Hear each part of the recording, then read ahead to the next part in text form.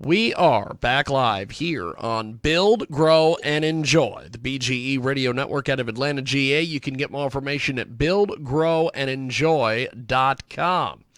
And joining us today on the old Skype, yes, the old Skype-a-rooney, we have got a fantastic guest with us today. Go ahead and introduce yourself, my friend. Tell us a bit about yourself. Hi, my name is Cash Crawford. I'm a brand new emerging artist coming out with some new music. I'm a Canadian living in Nashville.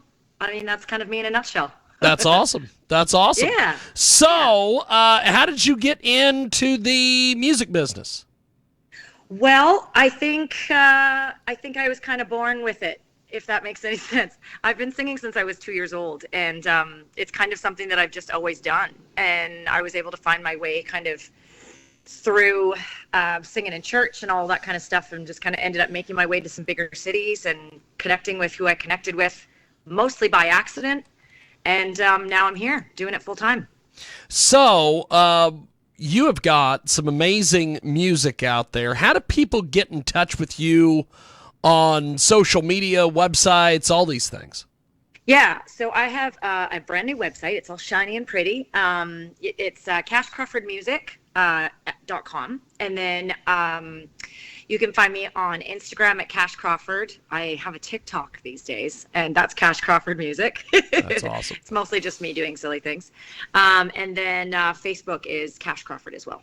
Fantastic. Yeah. We have got Cash Crawford with us today. She joins us live here in a broadcast. So, you have made some amazing strides. You were a best singer-songwriter at the Toronto Indie Music Awards. You've won Female Vocalist of the Year for the BC Country Awards. Tell me a little bit about some of your different accolades, my friend. Yeah, well, some of them were just nominations. The ones in BC, I was just nominated, but what a pleasure just to be nominated. Then the Toronto Independent Music Awards, I was actually with a gentleman named Theo Tams, who is still a good friend of mine, and he's doing really well in his music career as well up in Canada still. We were in a band together called Beyond the Mountain, and we wrote a song called This Old River together, and it won Singer-Songwriter of the Year, and we were like a guy-girl acoustic duo. So he was actually, once upon a time, years ago, we were on Canadian Idol together. So that's awesome. How we met. That's awesome. That's fantastic.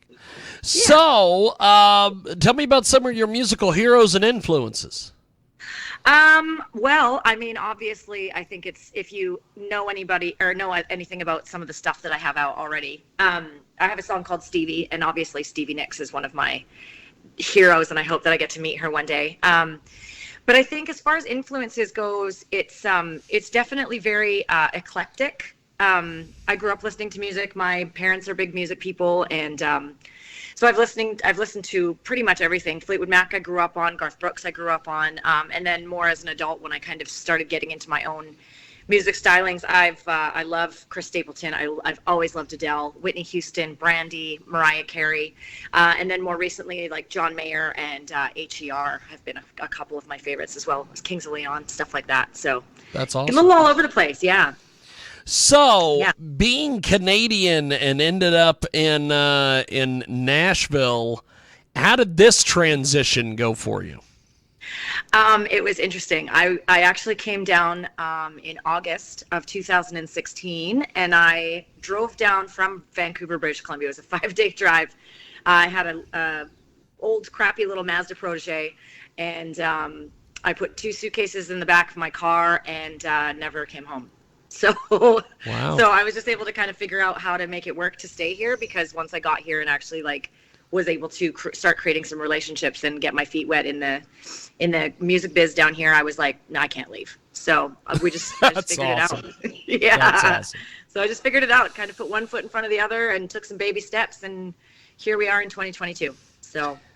Cash Crawford with us today. Save Myself is the latest from her, and she joins us today here on our big program here on Build, Grow, and Enjoy. So, when you started putting your music together, what is your writing process like?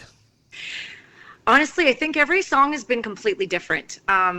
This last song that we Save Myself that we did, I kind of I ended up writing it with two new friends who have now become great friends, John Luzzy and Don Miggs. And I I hadn't written with John before, and I just kind of popped into the studio.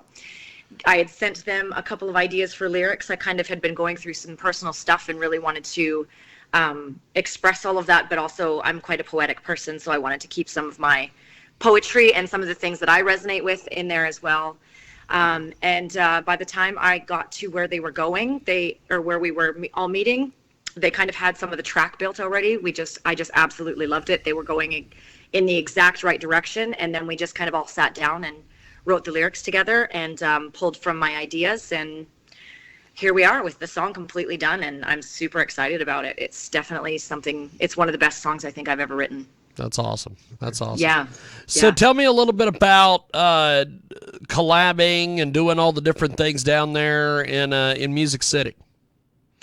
I mean, I think that's the beautiful part of this town is everybody wants to play and work with everybody, and we all kind of want to like intermingle our styles and spend time with the opportunities to spend time with people that are better than you are just never ending around here, which is a really cool thing. And there's always so much room for growth, but there's always so much space for you as an artist, whatever level you're at, which is one thing that I absolutely love about this city, is you don't have to be a John Mayer style guitar player or a Stevie Nicks kind of vocalist or Aretha Franklin or anything like that. You can literally just come as you are and be who you are, and there's space for that here, which is really cool. That's awesome. It is Cash Crawford. She's with us today here on our big program. So if people want to buy your music, how do they do that exactly? Yeah, I mean, if you go to my Instagram, that's probably the easiest way. It's Cash Crawford on Instagram. If you have Instagram, there's a link in my bio, and it'll take you to all of the streaming platforms where you can pre-save it, but you can also look it up on Spotify, Apple Music, Google Play.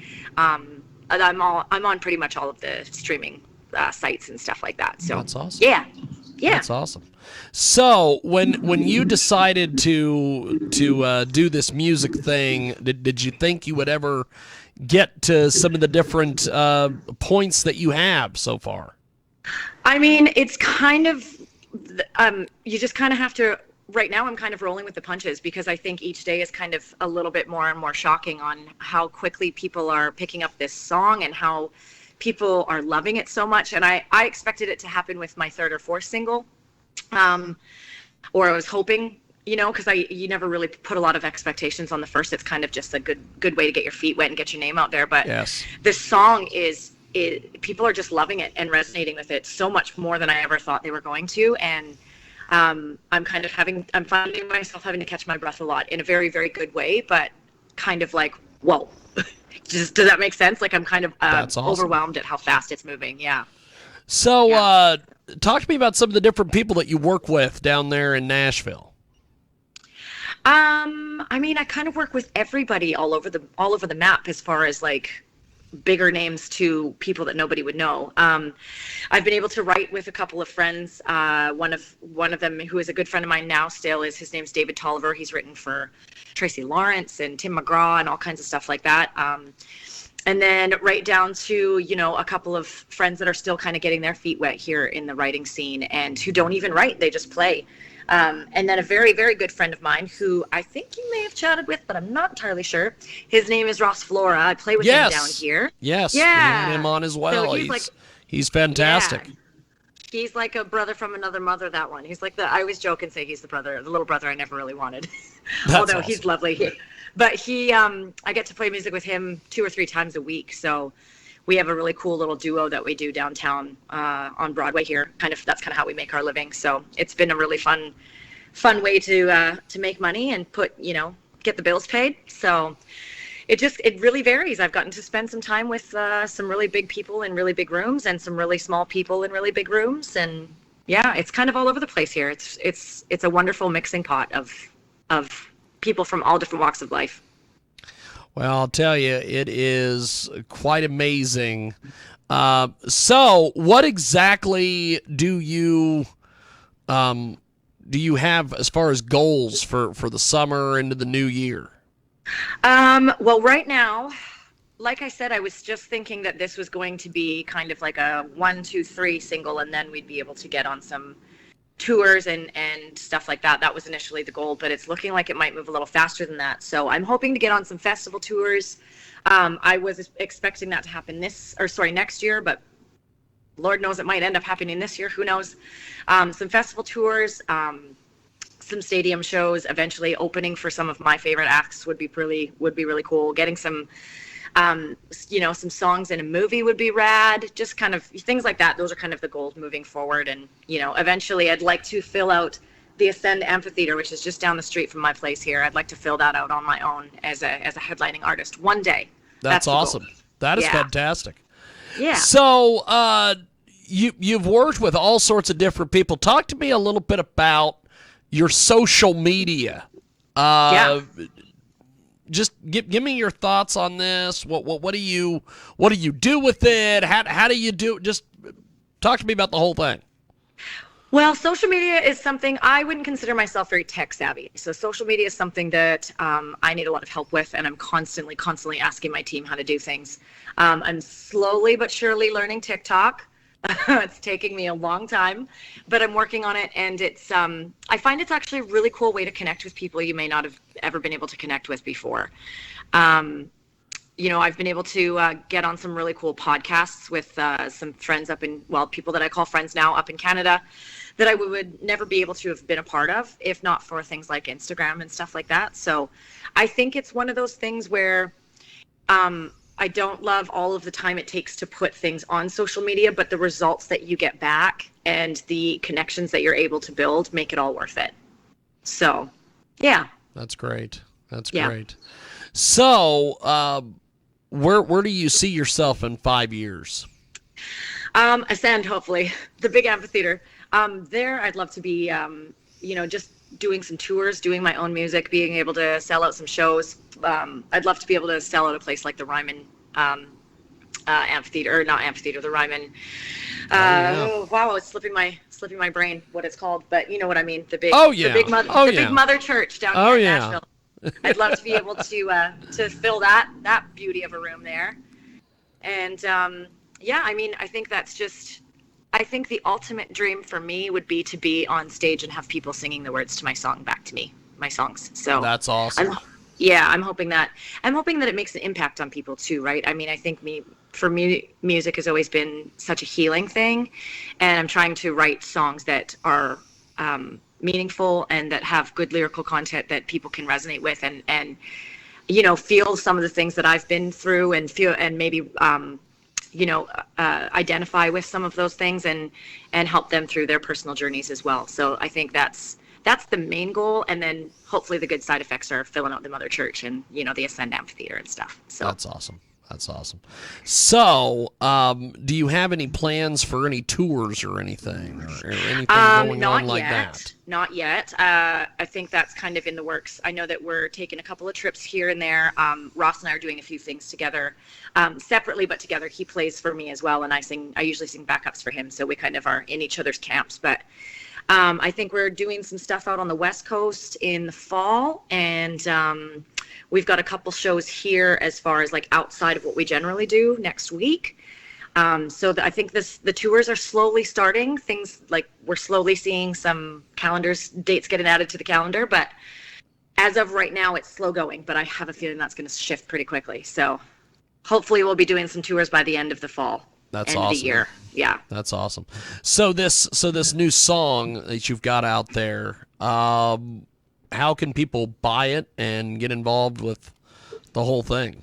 Yeah, I think right now it's going to be released May 27th, so it'll be available for streaming then. But like I said, if you go to my Instagram, in my bio, there's that pre-save link, or you can just go to your favorite streaming service, Apple Music, Google Play, Spotify, all of that. I think if you look up my name, which is Cash Crawford, you should be able to pre-save on those streaming sites as well. So it should be all there for you. So explain to me, because I have absolutely no clue. How does the pre-save thing help you?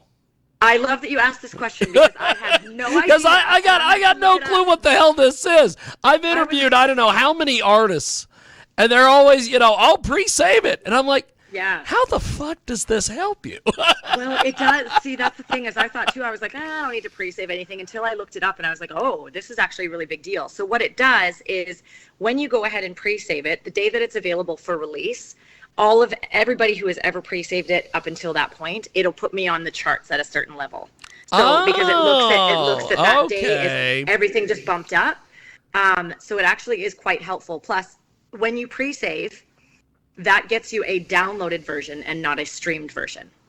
So when you're streaming, there's so much nonsense anymore. I know, but the streaming we make like, I don't know, something like 0.2 of a cent or something like that for every stream. But with the downloaded version, we make like 7 cents. So it's not a huge difference, but it is a bit of a difference.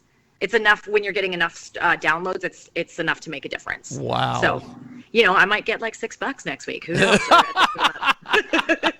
I'll tell you, the way the streaming, has screwed over artists. I know. Is just absolutely amazing to me. I know. And I think it's changing, though. I think there's been some, I've been reading some headlines and stuff, but I think they're definitely working on some stuff for songwriters, and I think the artists will be next. So I think things are shifting. I have to. That's have good. That. Yeah, and I think that if things go really well for me and I can be a part of assisting that, then I absolutely will, because I agree with you. I think we put a lot of time, effort, and money into our art, and I think it's important. That's the first thing everybody turned to when all of the lockdowns happened, right? It was music, film, television, all of that stuff, and the artist needs to be compensated for that, because we were the ones that weren't able to do anything at all as far as jobs went. We couldn't work from home. So the compensation definitely needs to change a little bit, and I'm ready to be a part of advocating for that, for sure. Well, I think that is fantastic. I appreciate you making time for us today. Thanks for having me. Before we let you go, how do we find you online, get your stuff, buy your music, everything? Yeah. So website, you can go to my website. There's a pre-save button there, and it's cashcrawfordmusic.com. And then all of my socials, Cash Crawford and Cash Crawford Music. You can find me on TikTok, Instagram, Facebook. Just type in my name and I will pop up somewhere, and there's pre-save links everywhere you look.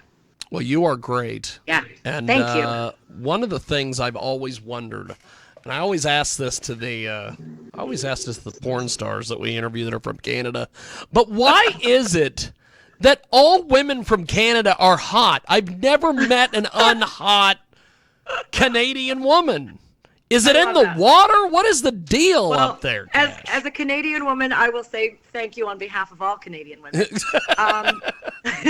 I think I always joke and say it's that we never see the sunlight up there, so we just all look like we are about 25. But I don't know. I think maybe there's just some good genes. I mean, my mom is a beautiful lady, so I probably get it from her, and my father's gonna be like, no, it's all from me, but.